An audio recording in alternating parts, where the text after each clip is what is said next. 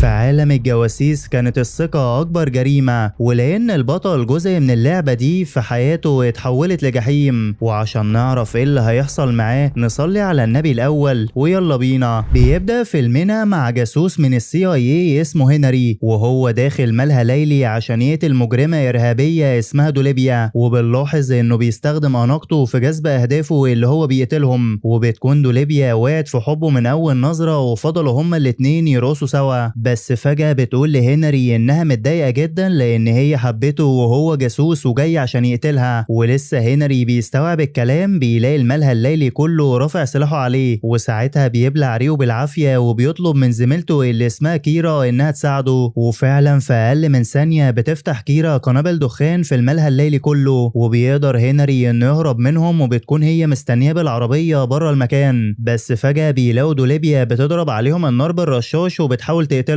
واول ما الرصاص بيخلص منها بتهرب بسرعه بالمكنه الريس بتاعتها. وهنري وقتها بيتصدم جدا لما بيلاقي زميلته كيرا اتصابت بطلق ناري وفقدت الوعي، لكن رئيسه اللي اسمه فولر بيأمره يكمل مهمته ويقتل الارهابيه. وساعتها هنري بيكون مضطر يسيب كيرا وبيسرق عربيه وبيطارد بيها دوليبيا في الشوارع اليونانيه. وبعد ما دمروا نص المدينه دوليبيا في النهايه هربت منه، فبيتصل وقتها بزميله وايت وبيطلب منه يسيب الزفت القهوه اللي بيشربها ويساعده. لكن وايت بيقول له انه جاسوس كرييتيف ولازم يستمتع بوقته. وبيصدمنا وايت لما بيقوم يجيب دوليبيا من قفاها وهي بتجري بالمكنه بتاعتها. وبعدها بيجي هنري وبيبداوا التحقيق معاها وبيكونوا عاوزين يعرفوا مين اللي بلغها انهم جايين يقتلوها. فبتضحك دوليبيا وبتقول له ان هما الاتنين ما يختلفوش عنها في اي حاجه، وبتفتح لهم تليفونها ببصمه العين عشان تعرفهم المقصود من كلامها. وساعتها وايت بيبلم قدام التليفون لانه عارف ان فولر رئيسهم هو اللي بلغها. وبتفاجئهم دوليبيا ان هي اصلا مكلفه بقتلهم هما الاتنين، لكن وقتها بتغفلهم وبتاخد جرعه من السم وبتقتل نفسها بدل ما تموت على ايديهم. وساعتها بيفهموا ان رئيسهم فولر بقى اخطر عدو ليهم ولازم يهربوا حالا. بس بعدها بنكتشف ان كل اللي حصل ده كان روايه من تاليف كاتبه اسمها إيلي. وبعد ما حكت الفصل الرابع من الروايه كل الحاضرين كانوا مبهورين جدا بالقصه، وبيبدا المعجبين يسالوها عن مسيرتها الفنيه وازاي قدرت انها تتقمص الشخصيات الجاسوسيه في روايتها. فبتقول لهم إيلي ان هي اتخلت عن شغلها في المطاعم عشان تتفرغ لهوايتها، والسبب اللي خلى الروايه دي تبقى مميزه ان هي بتحب عالم الجواسيس ودايما بتتابع افلامهم. وبالليل بنشوفها وهي في البيت بتجهز المشروب بتاعها وبتلعب مع قطها اللي انا كمحمد سميته بشندي. وبتبدا في كتابه الفصل الخامس من روايتها واللي هيكون في لندن. وبنعرف ان هنري هيسافر لهناك عشان يجيب ملف بيحتوي على معلومات تودي رئيسه ورا الشمس. وفي اليوم التاني واثناء ما هي بتلعب يوجا بتلاقي امها اللي اسمها روز بتتصل بيها، وبتكون روز مبهوره جدا بالقصه وبتعرفها ان هي هتتكرم بعد انتشار الروايه. بس لما بتعرف منها ان الفصل الخامس كانت نهايته مفتوحه ومفهوش خاتمه قويه بتتضايق جدا. فبتقول لها إيلي انها عملت كده عشان تسيب مجال لتخيل النهايه، بس امها بتفهمها ان ده غلط جدا وبتعرفها ان هي لازم تجيلها عشان تفكر معاها في نهايه افضل. وبعد ما بتقفل معاها بنلاحظ ان هي متضايقه جدا لان مخها عطلان ومش لاقيه اي افكار جديده. فبتقرر تاني يوم انها تسافر لامها روس يمكن تقدر تساعدها. بس وهي في القطر بيجي لها شاب مز حبتين وبيسالها لو حد حاجز الكرسي اللي جنبها. وساعتها بتتوتر إيلي وبتقول له انه للاسف محجوز. فبيسيبها الشاب ده وبيمشي من غير حتى ما يرد عليها. لكن فجاه بيجي شخص اسمه وايد وبدون اي مقدمات بيقعد على الكرسي اللي قدامها. فبتتعصب إيلي وبتطلب منه يمشي لان الكرسي ده محجوز. بس وايد ولا كانه سامعها اصلا وبيفضل يلعب مع القط بشندي. لكن اللي بيفاجئ إيلي انه بيطلع الروايه بتاعتها وبيقرا فيها، وطبعا هي بتخبي وشها عشان ما يعرفش ان هي اصلا اللي كاتباها. بس بعد ما بيخلص وايد قرايه الروايه بيشوف صورتها في الصفحه الاخيره، فبيتصدم وبيعرفها انه معجب بيها جدا، ومن شده فرحته بيسند رجله في وشها. وساعتها إيلي بتكون مضطره تشكره وبتساله هو بيتنيل بيشتغل ايه. فبيقول لها وايد انه جاسوس ابا عن جد لكنه مش مهتم قوي بحوار المظهر الانيق لانه بيكشفه دايما. بس الغريب في الموضوع ان إيلي بتشوف شخصيه هنري بطل روايتها في وايد، وبتلاقيه كمان بيطلب منها تبقى حذره جدا لانها تتعرض للاعتداء والخطف. فبتتصدم إيلي من اللي هو قاله. بس وقتها بيجي شاب يسلم عليها وبيعرفها انه من اشد معجبينها، وطبعا هي بتفرح جدا لان ده معناه ان كلام وايد مش حقيقي. والشاب ده بيطلع قلم عشان توقع له بيه، بس بس وايد بيمسكه بسرعة وبيضربه لأن القلم ده فيه سم. وساعتها بنشوف عصابة كاملة جاية تهجم على وايد اللي بيبهرنا بمهاراته القوية جدا، وبتكون إيلي خايفة جدا ومش عارفة ولا فاهمة هم عاوزين يخطفوها ليه. والغريب في الموضوع إن هي بتتخيل هنري في هيئة وايد لأنه قريب جدا من شخصيته، وبتستمر المعركة دي لوقت طويل، لكن في النهاية بيتحاصروا من العصابة في آخر القطر. وساعتها وايد بيحضن إيلي وبيفتح الباراشوت وبيهربوا منهم بأعجوبة. وبالليل بتفوق إيلي بعد ما أغمى عليها من الصدمة، وبتلاقي نفسها في بيت شخص أول مرة تشوفه، فبتصرخ بأعلى صوتها وهي مرعوبة جدا. لكن الشخص ده بيهديها وبيعرفها إن وايد اللي أكل علقة موت عشان ينقذها. بس إيلي بتبقى لسه خايفة منه وبتسأله عن القط بتاعها، فبيقول لها إن باشاندي ده طلع مفجوع لأنه قرب يخلص كل الأكل اللي عنده، وبيعرض لها فيديو للبيت بتاعها والعصابة بتفتش فيه ومبهدلة تماما. فبتهزقه إيلي لأنه مركب كاميرات في بيتها وأكيد بيصورها بالبيكيني. لكن وايد وقتها بيضحك على دماغها التعبانة وبيفهمها إن العصابة دي هي نفس العصابة اللي كتبت عنها في الرواية، وبيكشف لها إن أحداث الرواية كلها بقت على أرض الواقع. وبيعرفها إن العصابة دي تابعة لمنظمة إجرامية اسمها الفرقة، وبيكون رئيسها اللي اسمه رايتر عاوز يوصل للملف اللي هي كتبت عنه في الرواية، وده لأنه بيحتوي على الجرايم اللي نفذتها المنظمة بتاعته. وطبعا إيلي بتكون مصدومة جدا ومش فاهمة أي حاجة، فبيقول لها وايد إن هو كمان يبقى شخصية وايد زميل هنري في الرواية، وبيحاول يهديها وبيطلب منها تساعده وتختم الرواية بسرعة عشان يوصلوا للملف ويفضحوا المنظمة. فبتضطر إيلي إنها توافق، وبيتحركوا بالعربية هما الاتنين عشان يسافروا لندن. وفي طريقهم بيحكي لها وايد إنه قدر يوصل للملف قبل كده من خلال هاكر صايع اسمه باكون، لكن للأسف باكون بعد ما سرقه من المنظمة غدر بيه واختفى هو والملف. وبيفهمها إن المنظمة اكتشفت موضوع الملف ده بالصدفة عن طريق الرواية بتاعتها، وعشان كده عاوزين يخطفوها بأي طريقة لأنهم معتقدين إنها عارفة مكانه. ولما بيوصلوا للطيارة اللي هيسافروا بيها بتتوتر إيلي لأنها ما ركبتهاش قبل كده، بس وايد بيهديها وبيعرفها إن الموضوع بسيط جدا. فبتعمل إيلي تمرين يوجا غريب عشان تهدي أعصابها وتعدي الليلة دي على خير. وفعلا تاني يوم بيوصلوا لندن وبيروحوا للمكان اللي وايد كان هيقابل فيه باكون. وساعتها إيلي بتبدأ تتأقلم على الواقع اللي هي فيه وبتحاول تكمل أحداث الرواية عشان يقدروا يوصلوا لمكان الملف. وطبعا وايد بيوفر لها كل مقاييس الراحة الذهنية عشان تعرف تركز، بس في الوقت ده بيكون رايتر رئيس المنظمة مراقبهم عن طريق كاميرات المراقبة، وبيعرف إن إيلي بدأت تكمل أحداث الرواية اللي هتوصلهم للملف. ولما بنرجع لإيلي بنلاقيها بتتخيل إن هنري هيقابل باكون في الفندق اللي جنب الحديقة، فبيتحركوا هما الاتنين بسرعة لهناك وبيقتحموا الغرفة وبيبدأوا يفتشوا فيها. وبعد ما قلبوا الدنيا لقوا شنطة تحت الأرض جواها مفتاح لمركب وكتاب مشفر. وفي نفس اللحظة دي كان رايتر عارف مكانهم وبعت رجالته عشان يخطفوهم، بس وايد بيشوفهم قبل ما يوصلوا وبيستخبى بسرعة هو وإيلي تحت الغرفة. والعصابة وقتها بتقتحم الغرفة ومش بتلاقي أي أثر ليهم، بس فجأة القط باشاندي بينونو والعصابة بتسمع صوته، فبيطلع وايد يهاجمهم الأول وبيبدأ يكسر في عظمهم واحد ورا التاني بمهارته المرعبة. وبعدها بياخد إيلي وبيطلع بسرعة للسطح لأن مجموعة تانية من العصابة وصلت وبتطاردهم. لكن وقتها بتشوف إيلي مركب قدامها وبتكون معتقدة إن المفتاح اللي معاها هو اللي بيشغلها، بس طبعا هي مستحيل تنط من المسافة دي، وعشان كده بياخدها وايد عافية وبينطوا هما الاتنين. وفعلا المفتاح بيشغل المركب وبيتحركوا بيها بسرعة وبيهربوا منهم. وبعدها بنشوفهم جوه فندق تاني وإيلي بتكون في الحمام بتحاول تهدي أعصابها، لكن فجأة بيظهر لها هنري في المراية وبيتكلم معاها، فبتهزقه إيلي وبتطلب منه يبعد عن حياتها لأنه أصلا خيال. بس هنري بيفهمها إنه حقيقي جدا بدليل إنه بيكلمها دلوقتي، فبتتصدم إيلي وبتطلع تطلب من وايد إنه يقوم ياخد شاور لأن ريحته منتنة. وساعتها وايد بيتحرك جدا وبيروح فعلا ياخد شاور، لكن إيلي وقتها بتسمعه بيكلم حد في التليفون وبيقول له إنه زهق من البنت دي وعاوز يديها طلقة في دماغها. فبتترعب إيلي من الكلام ده وبتاخد الكتاب اللي لقيته في الشنطة وبتهرب بسرعة، وبتتصل بأمها روس وبتترجاها إن هي تجيلها لندن لأنها واقعة في مصيبة كبيرة جدا. فبتتصدم روس على بنتها وبتسافر تاني يوم على لندن وبتقابلها، ولسه هتفهم منها إيه اللي حصل بتلاقي فجأة الباب بيخبط، فبتحذرها إيلي من إنها تفتح لكنها خلاص كانت فتحته. والمفاجأة بقى إنه بيطلع أبوها اللي هو أصلا رئيس المنظمة الإجرامية، فبتهدى إيلي لأنها ما تعرفش المعلومة دي وبتحكي لهم كل اللي حصل. وطبعا رايتر مش بيبين أي حاجة وبيحاول يقرا الكتاب اللي معاها لكنه بيبقى مشفر. وفجأة بيقتحم وايد عليهم المكان